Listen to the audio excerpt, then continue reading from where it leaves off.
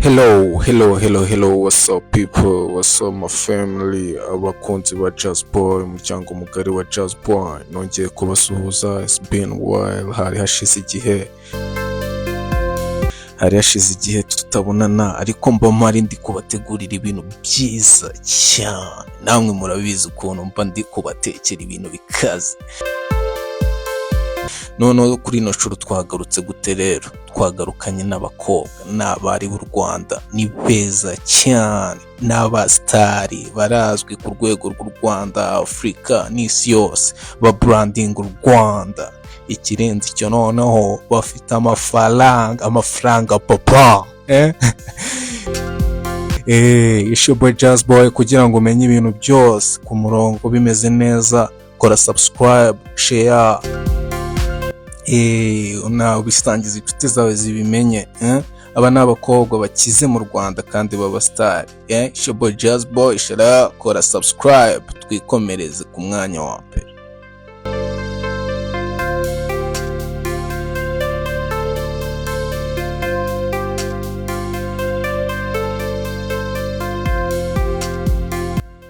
Ku mwanya wa mbere turasanga Sherry Silver. Izina ryiwe nyakuri ni Sherry Silver. Yavukiye mu gihugu cy'u Rwanda mu 1994. Ni umwe mu babyinnyi n'abatunganya imbyino bazwi cyane bakomoka mu Rwanda.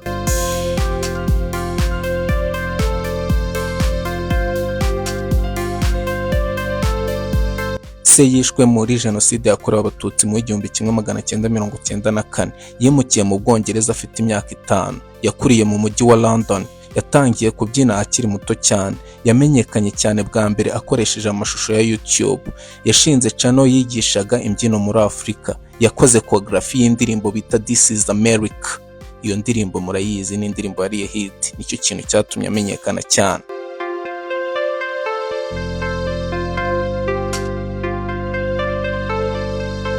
Iyo ndirimbo rero yaririmbye mu ya Childish Gambino. This is America yarebwe n'abantu barenga miliyoni nyinshi cyane ku isi. Yatsindiye MTV Music Award muri 2018. Yabaye umwe mu banyarwandakazi bafite igihembo gikomeye muri muzika y'isi. Yagaragaye muri video ya This is America. Akunze guteza imbere umuco nyafurika. Akora imbyino mpuzamahanga. Yabaye ambasaderi wa IFAD. Afasha urubyiruko cyane rwo muri Afurika. Yagiye atanga ibiganiro bikomeye cyane ku isi n'inama nyinshi.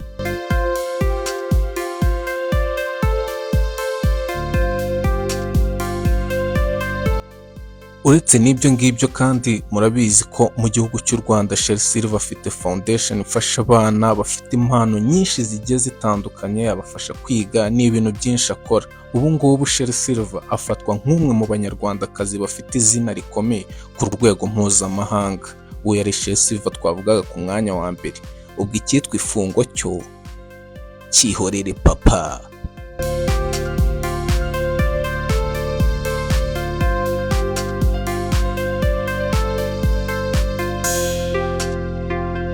Ku mwanya wa kabiri turahasanga uwo bita Kate Bashabe. Amazina yewe nyakuri ubundi ni Catherine Bashabe cyangwa Katarina.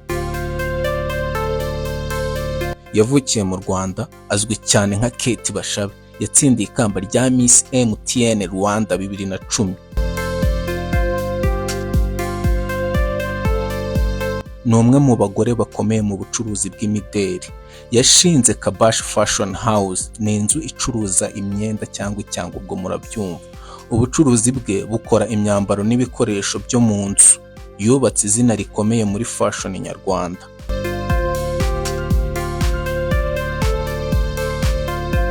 Akunze kwitabira ibikorwa byo gufasha abatishoboye. Kate arafasha cyane buriya ako kantu mukamenye. Yashinze Kabash Cares Foundation.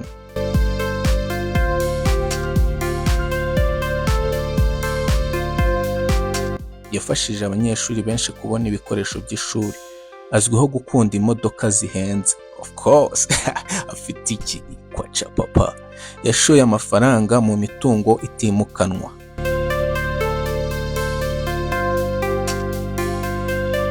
Ni umwe mu bagore bakurikiranwa cyane ku mbuga nkoranyambaga. Yakoreye ubukangurambaga brands nyinshi zitandukanye, ubwo no kwamamaza. Yamamaza abantu benshi batandukanye, amakampani akiza akomeye cyane. Akunda gusangiza abantu ubuzima bwe bwa buri munsi. Yitabira ibikorwa bya fashion mpuzamahanga. Yabaye icyitegererezo ku rubyiruko rwifuza kwikorera, cyane cyane abanyarwandakazi, urubyiruko rw'abakobwa. Akunze kuvuga akamaro ko gukora cyane. Ni umwe mu bagore bafite influence nini ikomeye mu Rwanda. Afatwa nk'umwe mu bagore bakize cyane muri entertainment yo mu Rwanda. Ubwo ngubwo ndi kubagira inama namwe bashiki banjye. Nababwiye ko channel yanjye ari ishuri umwarimu. Inama namwe bakobwa mushaka kwikorera, mujye muza mureba ibiganiro bya Jazz Boy, mubwire inshuti zanyu, mubwire imiryango yanyu, abantu bose.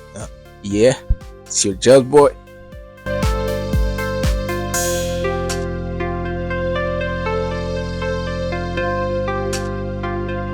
Ubundi amazina yiwe nyakuri bamwita Mutesi Jolly. Yavukiye mu Rwanda. Yabaye Miss Rwanda 2016. Yize ibijyanye n'itumanaho. Ni rwiyemezamirimo. Akora ibikorwa byo gufasha urubyiruko. Yubatse izina rikomeye nyuma ya Miss Rwanda. Akora muri media n'itumanaho. Ubwo ni ibintu bijyanye n'itangazamakuru, n'umu influencer kwa. Akunze gutanga ibiganiro byigisha urubyiruko. Bimwe nababwiraga ko ngewe ubundi wanjye ari ku ishuri. Yashoye imari mu bikorwa bitandukanye. Afite inzu nziza cyane, yavuzwe cyane muri Kigali. Ni umwe mu bagore bafite influence nini cyane ku rubyiruko, cyane cyane urubyiruko rw'abategarugori nk'uko nabibabwiraga. Muno munsi n'uwanyu muze mufata amasomo. Namwe murebe ukuntu mwazaba icyitegererezo cy'abandi bakobwa. Akora ibikorwa byo guteza imbere abakobwa. Akunze kwitabira ibikorwa by'ubugiraneza. Afite influence y'abantu benshi cyane ku mbuga nkoranyambaga. Abantu bamukurikira benshi cyane, aba followers kwa. Akorana n'ibigo by'itangazamakuru mu kwamamaza abantu batandukanye, ibigo bikomeye cyane bitandukanye mu gihugu. Baramwifashisha Mutesi Jolly kugira ngo abamamarize. Azwiho kugira icyizere no kuyobora neza. Yubatse brand ikomeye cyane ku giti cye. Yamenyekanye no hanze y'u Rwanda cyane. Mutesi Jolly nta hantu batamuzi brand. Afatwa nk'umwe mu bagore bafite ijambo rikomeye muri sosiyete nyarwanda. Of course.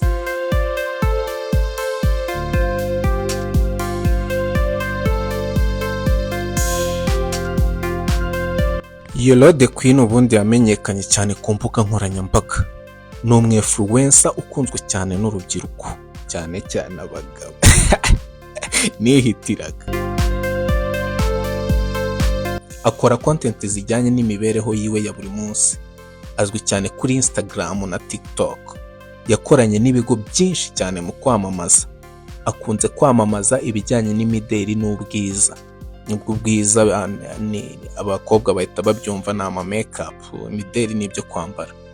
Afite abafana benshi cyane mu Rwanda, ariko no hanze kuko turabizi ko n'uwo bita ba Harmonize, ba Drake bose baba baraguye beat. Ni abantu baba baragiye bamupostinga inshuro zigiye zitandukanye. Akunze kugaragara cyane mu bikorwa by'imyidagaduro. Yubatse izina rikomeye kuri internet. Akora ubucuruzi butandukanye. Akora ubucuruzi bugiye butandukanye. Nibyo nanjye mba ndi gusoma kuri internet, ntago mbabeshya, ntago ari ibyo mba nihimbiye. Akunda gusangiza abantu ibitekerezo bye. Yamenyekanye cyane kubera uburyo bwe bwo kwigaragaza, cyane ko ateye neza. Akurikiranwa cyane n'urubyiruko. Yitabira ibirori bitandukanye by'ibyamamare. Akomeje kwagura ibikorwa bye byo kuri internet. Akorana cyane n'amakampani atandukanye kandi akize papa. Udakoresheje uyu mwana si ubundi wakoresha nde. Azwiho kugira style yiwe yihariye, ugafite inyogoyi, afite ukuntu agenda papa. Yabaye umwe mu bakobwa bavugwa cyane ku mbuga nkoranyambaga zo mu Rwanda. Akomeje kwiyubakira izina rye rikomeye. Afatwa nk'umwe mu ba influencers bafite ejo heza hazaza mu gihugu cy'u Rwanda. Amazina yiwe nyakuri bamwita Butera Jeanne d'Arc cyangwa Knowless. Yavutse ku itariki ya 2 Ukwakira 1990. Ni umwe mu bahanzikazi bakomeye mu Rwanda. Uyu nguyu nanjye nako ndamwemera cyane. Yatangiye kuririmba akiri muto. Butera Knowless this yatangiye kumenyekana cyane muri 2010. Yaririmbye indirimbo nyinshi zabaye hits, banga. Yatsindiye ibihembo byinshi bitandukanye bya muzika. Azwi mu Rwanda no muri Afurika y'Iburasirazuba cyangwa muri East Africa. Yaririmbye indirimbo Uwo Ndiwe, yaririmbye yo bita Nzabikora, yaririmbye Teyamo, yashakanye na producer Clement Ishimwe, bafitanye abana. Yashinze ibikorwa byo gufasha cyane abagore n'urubyiruko. Akunda ibikorwa by'urukundo n'ubugiraneza. Butera Knowless dishe. Afite inzu n'imitungo bigiye bitandukanye. Nababwiye ko ari abakire papa. Yakoranye indirimbo n'abahanzi benshi bagiye batandukanye n'abasitari cyane. Yaserukiye u Rwanda mu bitaramo mpuzamahanga. Afatwa nk'ikirangirire muri muzika nyarwanda. Akomeje kuba umwe mu bahanzi bafite abafana benshi. Abenshi bamufata nk'umugore wagize uruhare mu iterambere ry'umuziki nyarwanda. That's true. It's fact.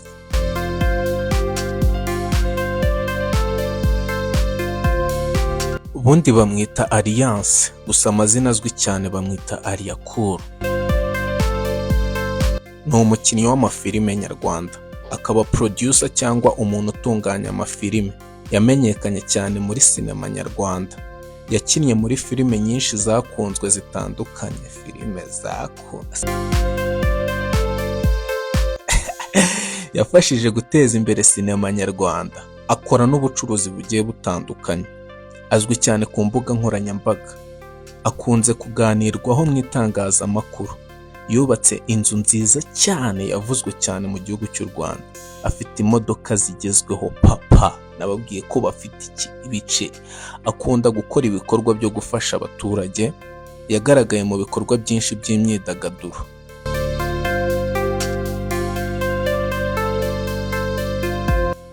Akorana n'ibyamamare bitandukanye.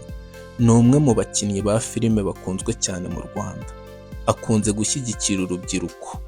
Yagiye akora ibiganiro kuri televiziyo zigiye zitandukanye. Afite abafana benshi mu Rwanda no hanze. Yamenyekanye kubera imiterere ye yihariye papa. Akomeje gushora imari muri sinema. Akaba afatwa nk'umwe mu bagore bafite amafaranga menshi muri entertainment yo mu Rwanda papa. Uwo yari Alliance twavugaga kuri uyu mwanya. Twikomereze.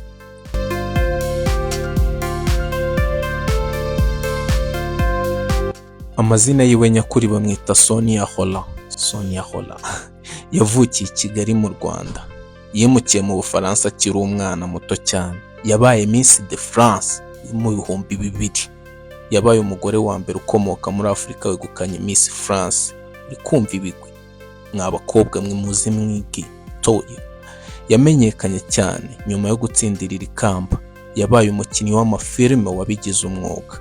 Yakinnye filime nyinshi n'amaseri bigiye bitandukanye mu Bufaransa kandi byamenyekanye cyane. Yabaye producer w'amafilime agiye atandukanye. Yabaye umwanditsi w'ibitabo. Yakoze amadocumentary agiye atandukanye. Akunze kuvugwa cyane mu Rwanda n'ahandi hose ku isi mu bikorwa bye bigiye bitandukanye. Akunze kugaragara mu mafilime agiye akundwa ku isi hose. Yashyigikiye ibikorwa by'ubutabazi n'ubugiraneza. Yabaye ambasaderi w'imishinga igiye itandukanye. Yagaragaye cyane mu birori bikomeye mpuzamahanga. Yubatse izina rikomeye muri sinema y'i Burayi papa. Afite inkomoko mu gihugu cy'u Rwanda no mu Bufaransa. Ubwo urumva ko bamaze kumuha identification. Akunze gusura u Rwanda inshuro nyinshi cyane of course. Afatwa nk'umwe mu banyarwandakazi bazwi cyane ku isi. Yafashije kwamamaza isura y'u Rwanda mu ruhando mpuzamahanga. Azwi ku izina cyane rya Shadibu. Ni umwe mu bagore bazwi cyane ku mbuga nkoranyambaga mu Rwanda. Yamenyekanye cyane binyuze kuri Instagram. Afite aba followers papa kuko ashobora kuba ari nawe wa mbere cyangwa ari mu ba top. Afite ibihumbi byinshi by'abantu bamukurikira ku mbuga nkoranyambaga. Akunze gukorana n'ibigo bikomeye cyane mu kwamamaza mu Rwanda. Ubwo se Shariba atakwamamarije ni nko kwibagirwa kuvugisha Jazzboy ngo akwamamarize. Azwiho gukunda imyambarire igezweho. Yagize uruhare mu kwamamaza brand nyinshi cyane. Akunze kuvugwa mu itangazamakuru ry'imyidagaduro. Yabaye umwe mu bagore ba mbere bafite influence nini cyane kuri social media, niwe weretse abandi ko bishoboka. Akora ibikorwa by'ubucuruzi bugiye butandukanye. Akunze gusangiza abafana be ubuzima bwe bwa buri munsi. Yigeze kuba umwe mu banyamideli bazwi cyane mu Rwanda no ku rwego mpuzamahanga. Afite abafana benshi cyane mu Rwanda no hanze y'u Rwanda. Akunze kwitabira ibikorwa by'imyidagaduro. Yashakanye na Meddy Saleh, niwe bafitanye abana babiri b'abakobwa. Yagiye agaragara mu biganiro byinshi bya televiziyo zigiye zitandukanye. Azwiho gukunda imodoka n'imyambaro by'agaciro. Yabaye icyitegererezo ku bakobwa benshi bo mu Rwanda bakoresha social media. Akomeza kuba umwe mu bantu bavugwa cyane mu Rwanda. Ntago bwacya kabiri ubundi Shariba atavuzwe. Afatwa nk'umwe mu bagore bafite influence ikomeye cyane mu myidagaduro nyarwanda. Of course, kuko no mu vixen yagaragaye mu mashusho y'indirimbo nyinshi zo mu Rwanda. It's your girl Sharibu.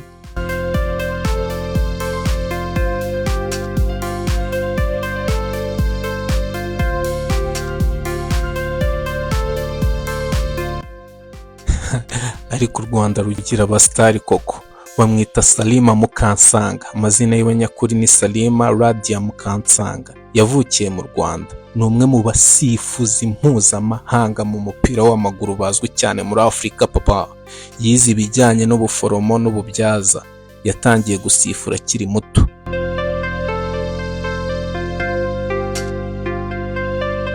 Yabaye umusifuzi mpuzamahanga wa FIFA. Yasifuye imikino myinshi ya CAF. Yakoze amateka muri CAN muri 2021. Yabaye umugore wa mbere wasifuye umukino wa CAN y'abagabo. Yasifuye imikino y'igikombe cy'isi cy'abagore. Yagaragaye ku rutonde rw'abasifuzi b'igikombe cy'isi. Yahawe ibihembo bitandukanye kubera ibikorwa bye. Yamenyekanishije u Rwanda ku rwego mpuzamahanga. Afatwa nk'icyitegererezo ku bakobwa bakunda siporo. Yagize uruhare mu guhindura imyumvire ku bagore muri ruhago. Akunze gutanga ubutumwa bwo gukora cyane. Yitabiriye amarushanwa akomeye ku isi. Azwiho ubunyamwuga, akora akazi keza cyangwa akazi ke neza muri makeya. Yabaye umwe mu basifuzi beza muri Afurika.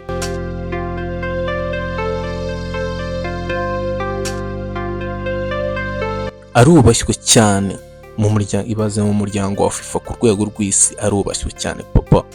Afatwa nk'umwe mu bagore bakoze amateka akomeye cyane muri siporo nyarwanda. Of course,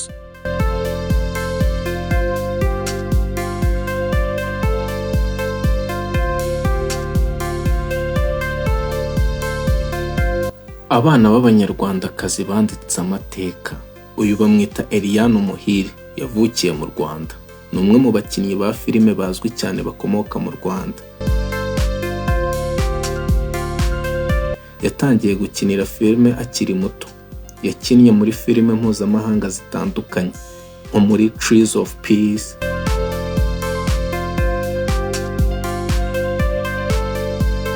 Neptune Frost. Yakoranye cyane n'abayobozi b'amafilime bazwi cyane ku isi muri za Hollywood, ubundi niho aba yibereye papa. Yitabiriye festival nyinshi zitandukanye za sinema. Yamenyekanye cyane muri Afurika no hanze yayo. Azwiho gukina filime neza.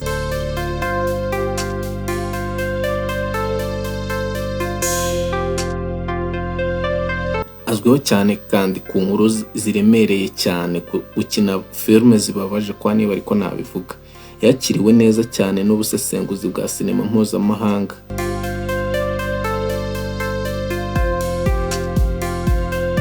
Ahubwo bano bantu bajye babikora sinema nyarwanda zitera imbere, bakina mu muvarenze. Akunze gushyigikira ubuhanzi nyafurika. Yabaye intangarugero ku rubyiruko rwifuza gukina filime. yagaragaye mu bikorwa byinshi cyane by'umuco.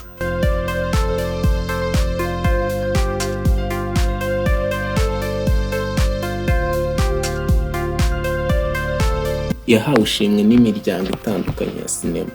Akomeje gukorera mu rwego rwa sinema mpuzamahanga. Afite abafana mu bihugu byinshi cyane bigiye bitandukanye ku isi. Afatwa nk'umwe mu bakinnyi beza b'amafilime babayeho mu Rwanda. Ni umwe mu banyarwandakazi bagejeje ubuhanzi nyarwanda ku rwego mpuzamahanga. It was